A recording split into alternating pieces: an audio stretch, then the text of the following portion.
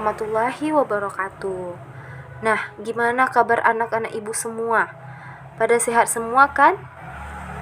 Alhamdulillah. Nah, sebelum kita melaksanakan pembelajaran kita di pagi hari ini, marilah kita membacakan doa terlebih dahulu dan akan dipimpin oleh ketua kelas kita. Kepada ketua kelas dipersilahkan untuk memimpin teman-temannya membaca doa. Alhamdulillah, sekarang kita sudah selesai berdoa dan ibu akan absen dulu terlebih dahulu sebelum kita memulai aktivitas pembelajaran kita. Alhamdulillah pada hadir semua ya anak-anak ibu semua. Nah, di sini kita akan mempelajari materi mengenai organ gerak hewan dan manusia. Di sini seperti makhluk hidup itu apa saja sih? Apakah makhluk hidup itu hanya manusia? Tidak ya. Makhluk hidup itu bisa saja seperti hewan, manusia, dan tumbuhan. Tetapi apa sih beda makhluk hidup tumbuhan dan hewan dan manusia? Kalau tumbuhan itu, ia hanya bergerak tanpa berpindah. Kalau manusia dan hewan, ia bergerak dan berpindah tempat juga. Seperti contohnya Nisa. Nisa ini pasti bisa bergerak dan berpindah juga kan? Maksud dari kata berpindah itu, Nisa ini nanti sekarang masih di dalam bangku Nisa. Nanti pas sudah jam istirahat, jam keluar main, Nisa pasti akan bergerak, beraktivitas seperti biasanya, berlarian, berlompat, atau berjalan itu seperti berpindah-pindah tempat juga. Beda dengan tumbuhan. Kalau tumbuhan itu tidak dapat dia berpindah karena dia hanya bergerak. Maksud bergeraknya itu dia tumbuh dari kita menanam biji-bijiannya, dia tumbuh karena kita siram terus, kita kasih pupuk, tapi dia tidak dapat berpindah tempat kecuali kita sendiri yang memindahkannya. Nah, gerak pada manusia dan hewan menggunakan organ gerak yang tersusun dalam sistem gerak. Organ gerak pada hewan dan manusia itu memiliki banyak kesamaan dan salah satunya terbagi menjadi organ gerak aktif dan organ gerak pasif. Organ gerak ini tentu saja memiliki fungsi yang sangat penting. Jika organ gerak terganggu, maka aktivitas dalam kehidupan sehari-hari pun akan terganggu. Nah, di sini Ibu akan menjelaskan pengertian dari organ gerak manusia.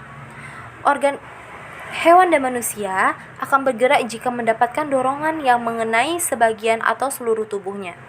Organ gerak adalah alat-alat gerak pada makhluk hidup yang berfungsi untuk berjalan, berlari, melompat, berenang, dan sebagainya. Organ gerak yang terus berjalan akhirnya tersusun menjadi suatu sistem gerak. Organ gerak pada hewan dan manusia memiliki kesamaan. Keduanya memiliki dua jenis organ gerak, yaitu organ gerak pasif dan organ gerak aktif.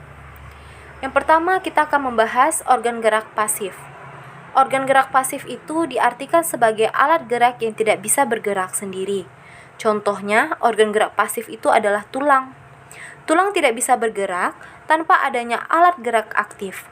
Jika tidak dipengaruhi alat gerak aktif, maka tulang akan diam dan tidak berpindah. Meskipun begitu, tulang tetap memiliki peran yang besar saat manusia dan hewan melakukan aktivitas berjalan. Yang kedua, kita akan membahas organ gerak aktif. Organ gerak aktif itu diartikan sebagai alat gerak yang bisa bergerak dan bisa mempengaruhi alat gerak pasif. Contoh organ gerak aktif adalah otot. Otot memiliki senyawa kimia yang menyebabkan bisa bergerak. Otot memiliki posisi yang melekat pada tulang. Hal inilah yang menyebabkan otot bisa mempengaruhi tulang. Kedua alat gerak ini bekerja sama dengan melakukan proses bergerak. Kerjasama keduanya akan membentuk suatu sistem yang dikenal sebagai sistem gerak. Dan di sini kita akan membahas letak organ gerak manusia. Yang pertama, letak tulang atau organ gerak pasif. Letak tulang itu di mana, Bu? Keberadaan tulang itu ada dari kepala hingga ujung kaki. Karena tulang berfungsi melindungi organ tubuh seperti otak, jantung, paru-paru, dan sebagainya. Selain itu, tulang itu terbagi menjadi dua bagian, yaitu tulang bagian atas dan tulang bagian bawah. Tulang bagian atas meliputi tulang hasta, tulang atas, tulang pengumpil, tulang pergelangan tangan, dan tulang telapak tangan.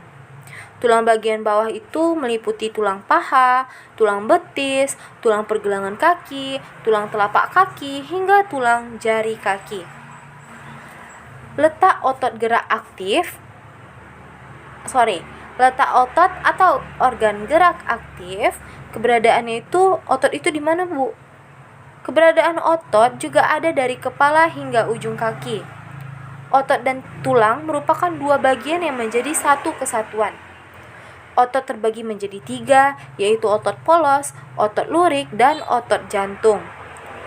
Otot polos terletak di dinding organ internal manusia seperti rahim, kandung kemih, pembuluh darah, dan saluran pencernaan.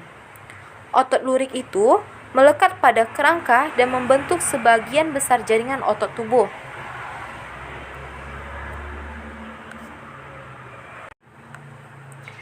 Otot yang ketiga adalah otot jantung. Otot ini berada di jantung, bekerja di luar kesadaran, dan tidak diperintah otak. Memiliki banyak inti sel, tidak cepat lelah, bereaksi lambat, kerjanya dipengaruhi syaraf otonom. Nah, organ gerak berfungsi untuk bergerak dan mendukung aktivitas sehari-hari. Organ gerak manusia dan hewan terdiri atas otot dan tulang. Alat gerak makhluk hidup terdiri atas otot dan tulang. Otot dan tulang akan bekerja sama untuk menghasilkan suatu gerakan. Otot adalah alat gerak aktif karena mampu berkontraksi dan berelaksasi. Pada saat kita bergerak, otot akan berkontraksi, maka sel otot akan memendek.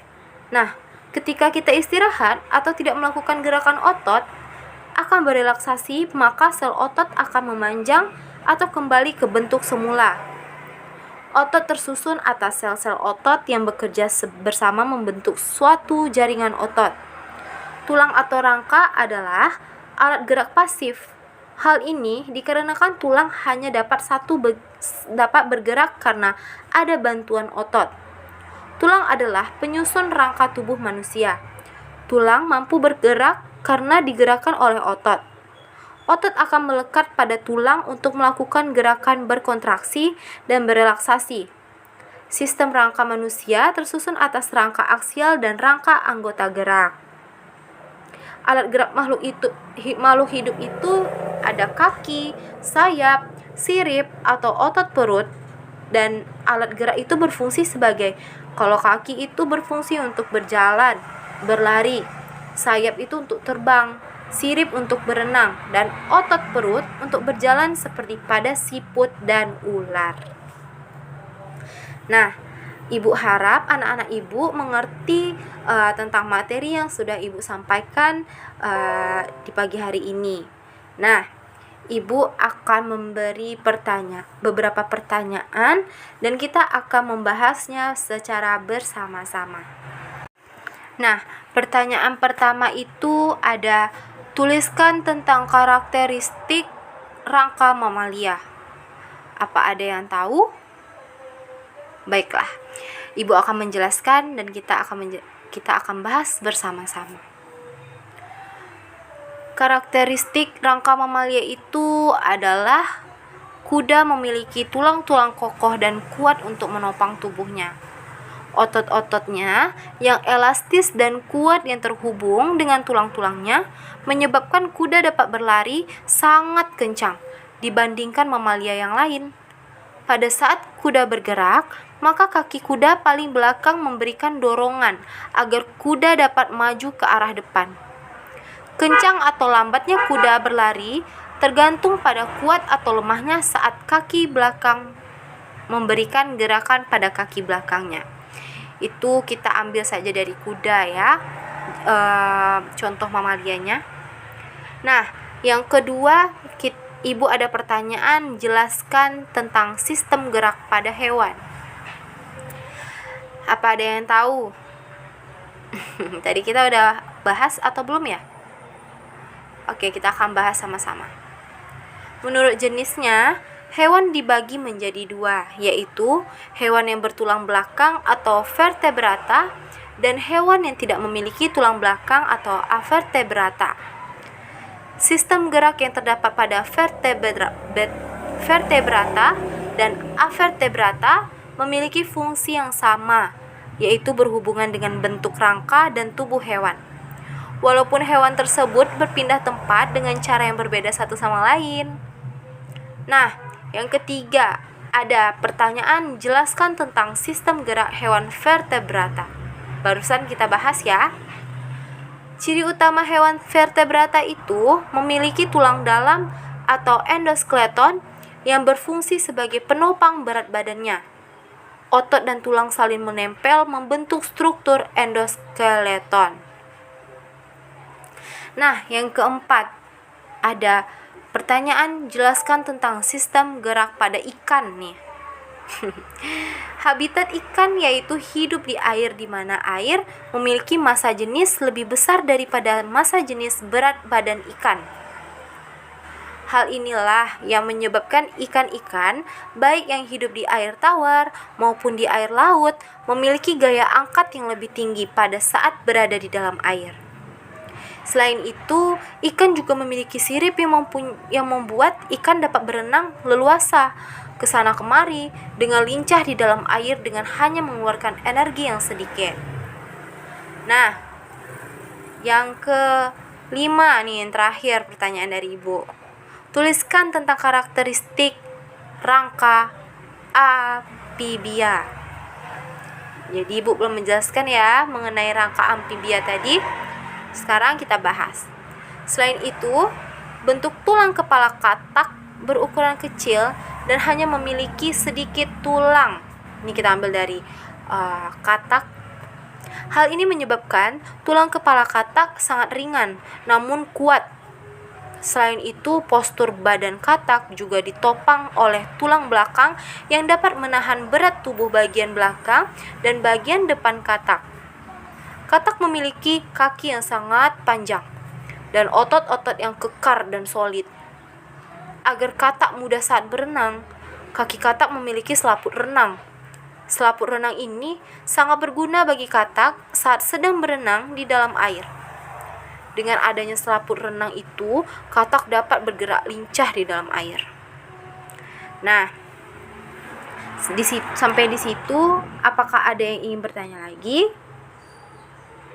Jika tidak ada, maka sampai di sini Ibu menjelaskan materi kita di pagi hari ini. Semoga anak-anak Ibu bisa memahami dan mempelajari lagi mengenai organ gerak hewan dan manusia.